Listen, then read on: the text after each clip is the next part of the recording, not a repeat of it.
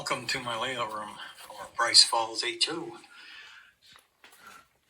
Yesterday I was at the Woodstock train show and I wanted to do an unveiling, but just as we do go to do that, I'll walk you through my layout room. It's really not a huge layout. It's actually two Atlas layouts combined. The HO28 granite gorge and northern from Atlas 7 step-by-step railroads, and then it is joined to HO33, the plywood summit lines from HO king size plan book. I started this layout back in the 1990s, and then it just hung on the wall for 20 odd years until COVID,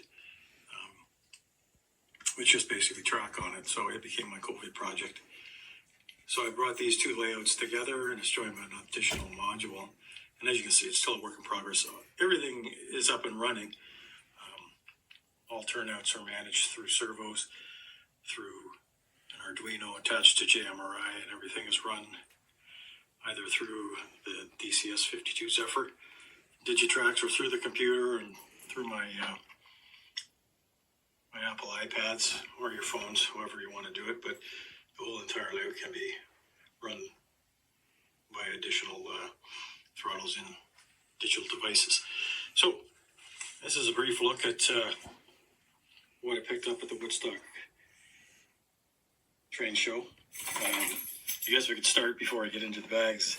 This particular box right here is full of evergreen plastruck, and it does have one K&S strip in it. But basically there's 73 evergreen packages and 14 plastruck packages. I'd say about half of them have never been opened. Those that have been opened are missing one, maybe two pieces. I got into a conversation with a guy near the end of the show, and he was looking to, I says, oh, a buck a piece. He said, well, let me ask my son. So he went over, and the kid came back, says, I'm going to get rid of it. How about $20 for the box? So $20 I paid, no questions asked, for approximately 90 pieces or 90 packages of plastruck stuff, which is an absolute steal. I'll probably never use it, but I'm going to make some available to some other folks that I know that do some scratch building and stuff, but I'll just pull out the things I want. Anyways, a pretty good way to end the day. I'd been there in the morning and then went back in the afternoon just for a quick walk around and had a discussion and picked up that. So then we'll get to the boxes, or the bags, pardon me. So I am definitely hoping that I can use some of that plastruck and evergreen plastic to do some plastic scratch building. I have only done, plastic kits, kit bashing, and some wood scratch building, but after, following Boomer for so long, I want to take the opportunity to take a crack at it. So one of the first things I picked up when I walked in the door was these two O-scale flatbeds with tractors on them. I've got a larger O-scale setup for my grandkids that I'm going to finish building upstairs in the attic in the playroom. And, little hands, the big rolling stock makes it a lot easier for them to play and have fun. And, the guy was great. I actually paid $5 for each one of these things, which was really a steal. So very happy with those.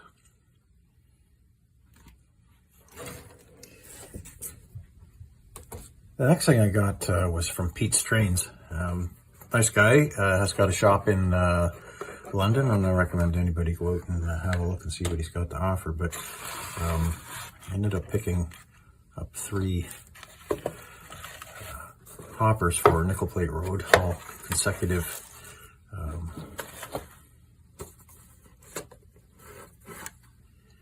numbers.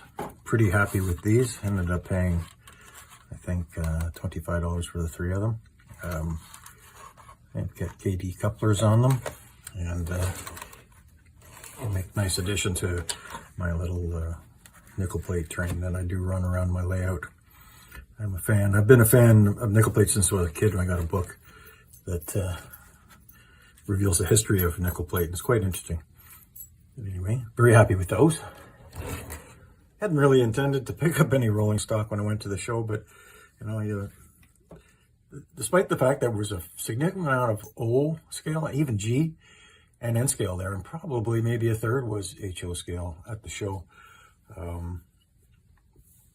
Actually, I was surprised about it. I did find some things, and at the end of the day, I walked away with the 3 hoppers, but as well, these 2 old Junico kits that have been built, KDs, metal wheels, those trusses. So these are the older ones, which fit into my theme. They could still be around. The only thing they were missing on the end of the brake rod was the actual wheel. So I picked up 4 brass brake wheels from Pete's Trains as well to fix and finish these off, and then I'll need a little bit of touch-up paint.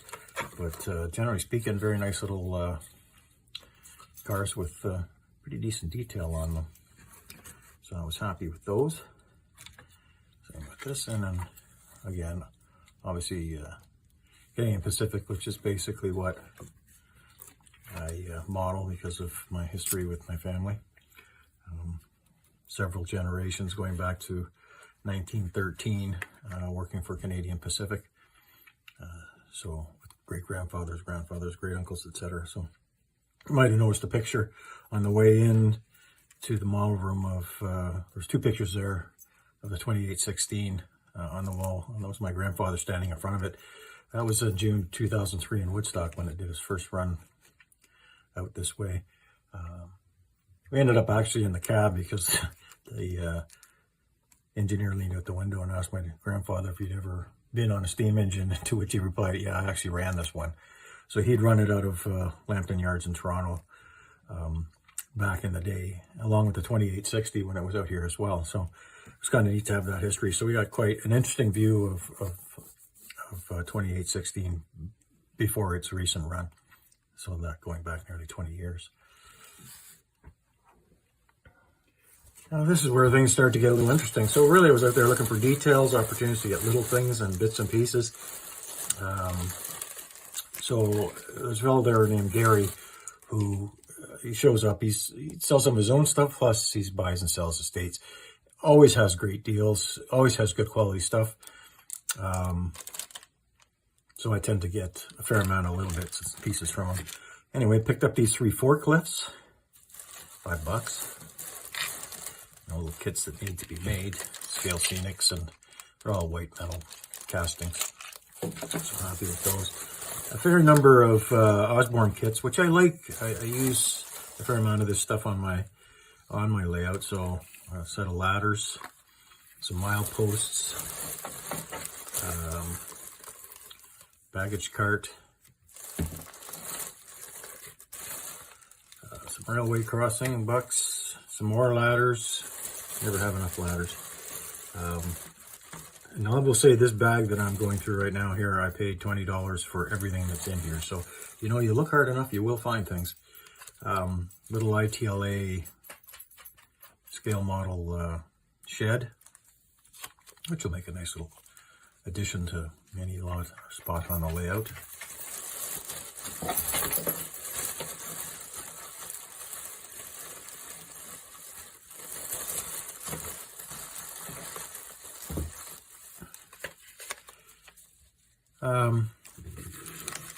Then you can, as you're doing scratch building, doesn't matter whether it's plastic or wood, you can never have enough items to add for windows. So shutters, windows themselves, these are all, I believe these were Grant lines, so all stuff that no longer made, but always handy to have.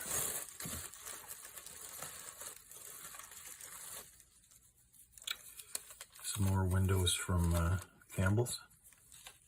They're a little thicker and not as good a detail as the Grant line, but I still don't mind working with them. Some step stringers, so good for making steps. Again, another Campbell's piece.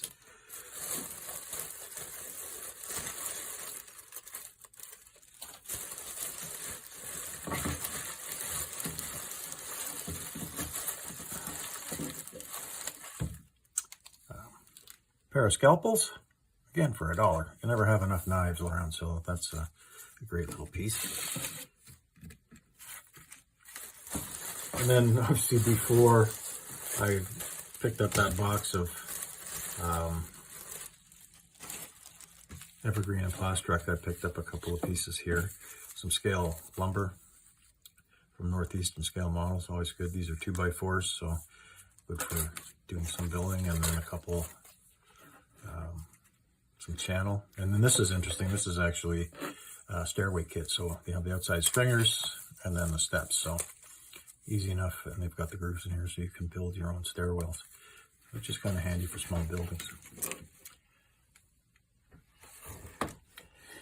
So the last thing I had were these 3 boxes, and they included this packet of brushes as well as this scale ruler, which everybody can always use. There was an older gentleman, his name was George Howlett, and he had a bunch of CN locomotives, very nicely done, weathered and built, but he was selling his tools, and in these 3 boxes are all his tools, or some of the tools that he used as he did his modeling over time. So he was asking $25 for this whole lot, and I ended up, he took $20, was happy to know that I did build. But you're going to get to see these as I do, because I just basically took a cursory look at everything and felt there was a few things that made it worth the $20 to me. So we'll go through these, not to mention these old boxes, which are very sturdy. But this is the kind of thing that I found in here. So if we just take these out one at a time, look at these are all pin vices, and there are numerous pin vices in here, plus, as it turns out, a lot of different size drill bits, taps, and another pin vise. So all told, in that container alone, there were 7 different variations of pin vices, plus another chuck. So that contained a lot of different size bits as well, even right down to the small ones, and of course the old familiar small index drill case, which had a few in there. So great find. That alone I think is worth the $20, and a couple of people that I can give some of these pin vices to, as well as the tap set.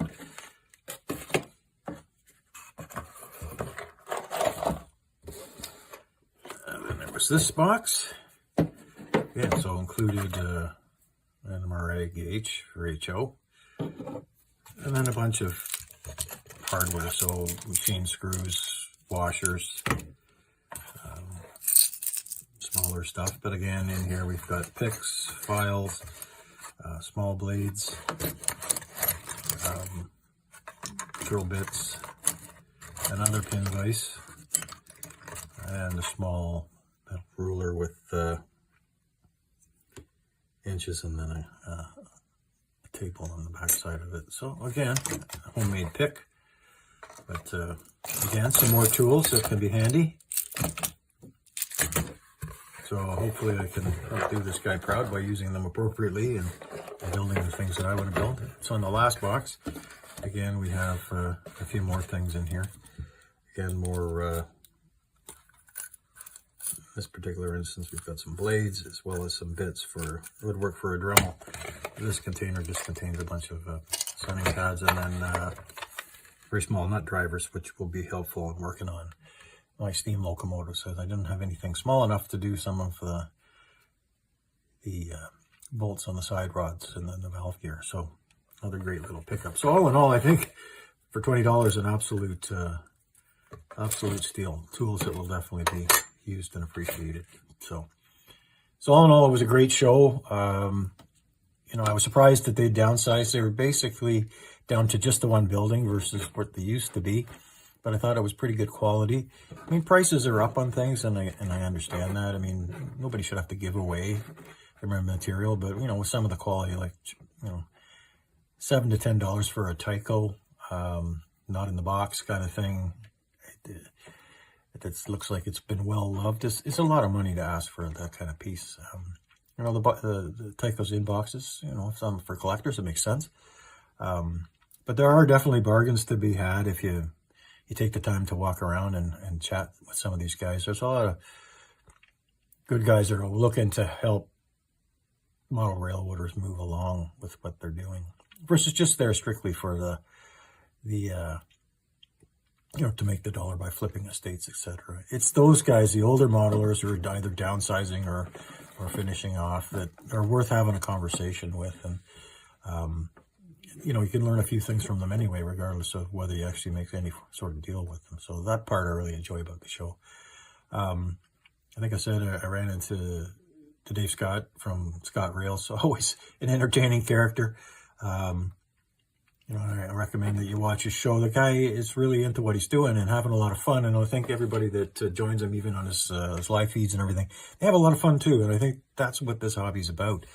And he's got all kinds of different types of modelers. And I've met a few other people through Dave's channel, one being Rainer from AHCB, which I also recommend you having a look at his channel. He's been knocking out a lot of really good videos lately, and it's well worth taking some time to watch what Rainer's doing. He's got some neat history with family and where he lived up in the Sault Ste. Marie and getting on the Algoma Central, and that's what he's modeling after. And he's got some great stories, so always enjoy seeing him. Didn't see him at Woodstock, but there's a few good guys that I've met out of Dave's channel, and Dave's always looking to have a good time and show, and he's always buying stuff. He was being very guarded about what he was picking up at the Woodstock show, but I believe his video is out already. So anyway, thanks for your time, and take care.